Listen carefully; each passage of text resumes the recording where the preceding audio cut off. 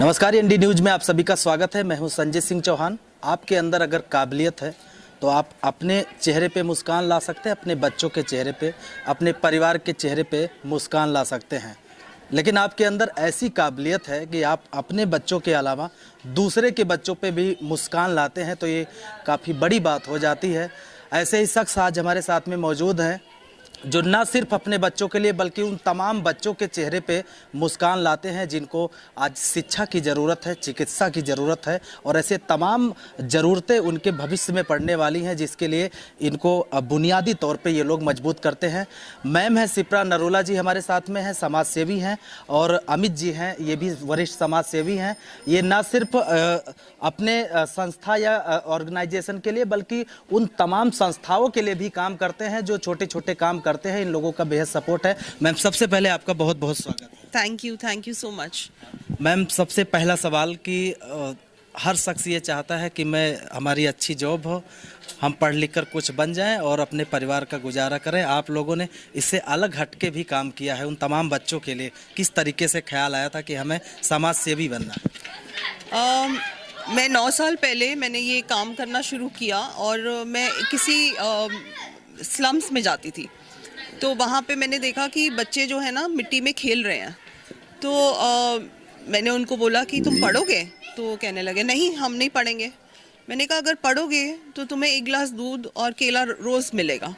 तो वैसे वैसे हमने शुरू किया। मैंने उनके लिए, बच्चों के लिए दूध गर्म करवा के, केले, कभी बिस्किट्स वो किया, क्योंकि वो बच्चे जो थे वो उनके जो माँ बाप थे वो सुबह काम के लिए चले जाते थे।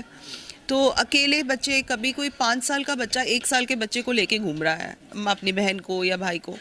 तो इस तरीके से हमने स्कूल शुरू किया वहाँ पे 5 बच्चों से लेकर फिर हमने 500 बच्चों तक वहाँ तक किया। तो इस तरीके से इस वक्त तो हम बहुत 8,000 से ऊपर बच्चे हैं जो हम सपोर्ट कर रहे हैं, क्योंकि मैं समझती हूँ कि एजुकेशन बहुत ज़रूरी है। बच्चे पढ़ेंगे लिखेंगे तो आगे बढ़ के अपने माँ बाप का हाथ बटा सकते हैं, अच्छी जॉब दिलवा सकते हैं। तो हम उनका पूरा साथ देते हैं कि उनको पढ़ाई करवा के उनको फिर जॉब्स तक दिलवाई हैं। तो ये नहीं है कि छोड़ दिया कि हाँ स्कूल में डाला और फिर उसके बाद अपने आप पढ़ो, नहीं। उनका साथ के साथ जो हमारे स्पॉन्सर्स हैं, कई स्पॉन्सर्स हैं जो बच्चे को डायरेक्टली कॉन्टैक्ट में रखते हैं और उनका ध्यान रखते हैं। तो ये एक काम है जो हम करते हैं। एजुकेशन पे बहुत काम करते हैं। फिर मेडिकल पे हम बहुत काम करते हैं। मेडिकल पे 10 साल से छोटे बच्चे जो हैं उनके हार्ट में अगर कोई प्रॉब्लम है तो उनके फ्री सर्जरीज होती हैं, तो वो हम कराते हैं। काफ़ी सारे डॉक्टर्स, हॉस्पिटल्स हमारे कांटेक्ट में हैं। चेंज द सीन फाउंडेशन मेरी फाउंडेशन का नाम है और ये पूरी टीम चलाती है। अलग अलग बंदे हैं, जो अलग अलग लोग हैं, वो अलग अलग प्रोजेक्ट्स को लेके चल रहे हैं। जैसे अमित जी हैं, ये हमारे एक टीम मेंबर हैं। तो ये इनका जो इंटरेस्ट है वो टीचर्स प्रोग्राम में है। तो अब हम टीचर्स ट्रेनिंग का प्रोग्राम नया शुरू करने लगे हैं। उसमें हम टीचर्स को ट्रेनिंग करेंगे ताकि वो अच्छे से पढ़ा सकें, और क्योंकि अगर टीचर्स ट्रेंड होंगी तो आगे बच्चे भी अच्छे से उनको पढ़ाने का उनको मौका मिलेगा। तो ये हमारा एक मेन प्रोजेक्ट अब इस साल का जो है वो यही है। बाकी ये बता सकते हैं। मैम, एक सवाल और जोड़ूंगा आपसे। जैसे तमाम जगहों पे हम लोग भी देखते हैं कि अभी भी सिग्नल पे हो बच्चे 2-4 रुपए मांगते हैं, या झुग्गियाँ जो है, नोएडा की अगर बात करें, एनसीआर की बात करें, बड़े पैमाने पे यहाँ पे झुग्गियाँ पाई जाती हैं। झुग्गियों में जो संस्थाएं हैं कुछ वो तो सपोर्ट करती हैं, फिर भी वो बच्चे वैसे की वैसे रह जाते हैं। अब इनका क्या रास्ता बनता है आगे, ये बच्चे कैसे मजबूत कर पाए? हम कोशिश तो यही करते हैं कि उनके माँ बाप को या जो भी है उनका जो देखभाल कर रहे हैं, हम उनको ये समझाएं कि इनको स्कूल में डालो। बहुत सारे लोग हैं जो जुड़े हुए हैं, बहुत सारी संस्थाएं हैं जो चल रही हैं, जो स्कूल में डलवाते हैं, बच्चों को पढ़वाते हैं और फिर इस तरीके से करते हैं। मैं नहीं मतलब मेरी यही कोशिश होती है कि मैं उनको पैसे ना दे के उनको ये कोशिश करूं वहाँ जाके कि उन लोगों को समझाऊं कि बच्चों को पढ़ाओ। पढ़ाई बहुत ज़रूरी है उनके लिए। और कई बच्चे तो बहुत बीमार होते हैं, बहुत बुरी हालत में होते हैं, तो हम लोग कई बार हमारी टीम उठा के उनको हॉस्पिटल्स भी लेके जाती है। तो इस तरीके से हम कोशिश तो बहुत कर रहे हैं। बाकी किस्मत अपनी अपनी सबकी, ये तो होता ही है। कई बच्चे बहुत आगे निकल चुके हैं और कई बच्चे वहीं के वहीं हैं। टाइम से ये भी समाज सेवा के क्षेत्र में है। अमित जी, कैसे कुछ मन में आया था कि हम चलेंगे और अपने घर के अलावा दूसरों का भी घर चलाने का काम करेंगे? देखिए, सबसे पहले क्या होता है कि जब अब आपके अंदर खुद के अंदर इच्छा होनी चाहिए कि हम क्या कर सकते हैं एज ए इंडिविजुअल लेवल पे। हम लोग सोचते बहुत कुछ अच्छा है, हम बहुत सारे अच्छे लोग हैं जो अच्छा सोचते हैं, पर उनको पता ही नहीं कि करना कैसे है।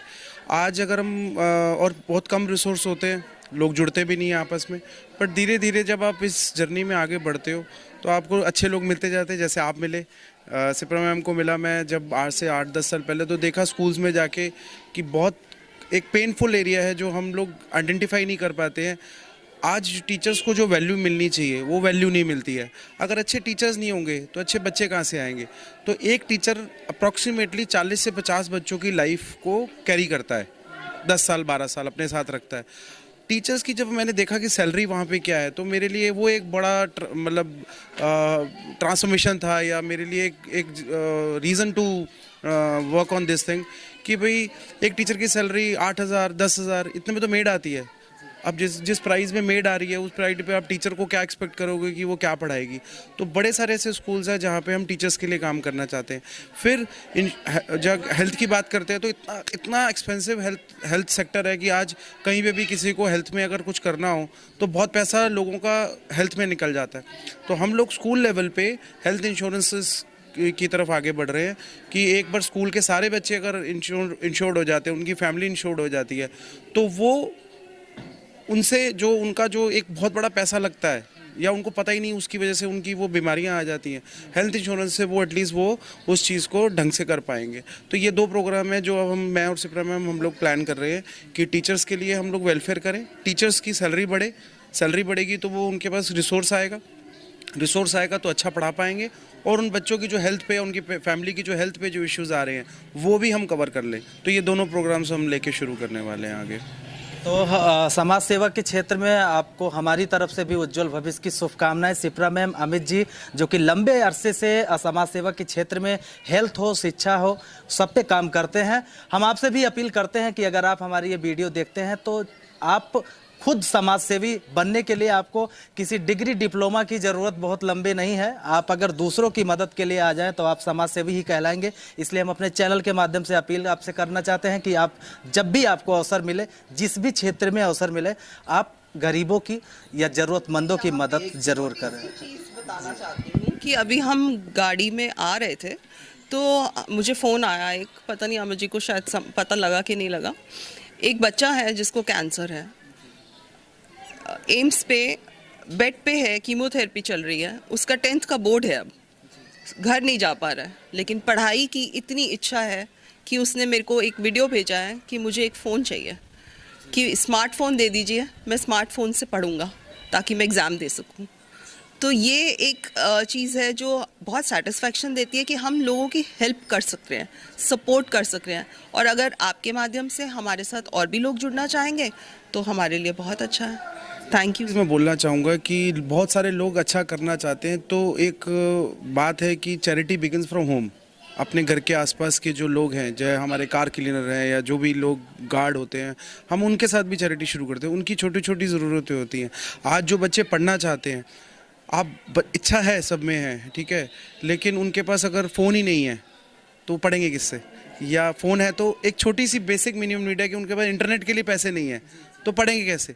तो इच्छा है बच्चों में, टीचर्स में पढ़ाने की इच्छा है, लेकिन अगर उनके पास वो छोटी बेसिक नीड उनकी नहीं पूरी हो रही है, रिसोर्स नहीं है, तो कहीं ना कहीं जब आप ऐसी जगहों पे, स्कूल्स में आप निकल के बाहर जाते हो, घर से निकल के, आपके आसपास बहुत सारे ऐसी जगह मिल जाएंगी जहाँ पे आप जाके कर सकते हो। तो किसी ऑर्गेनाइजेशन के पीछे जाने की ज़रूरत नहीं है, कहीं किसी के उसमें जाने के, आप अपने आसपास लोग ढूंढ सकते हो जहाँ पे आप उनके लिए कुछ कर सकते हो, चाहे वो एजुकेशन के मामले में हो, चाहे वो हेल्थ के मामले में हो।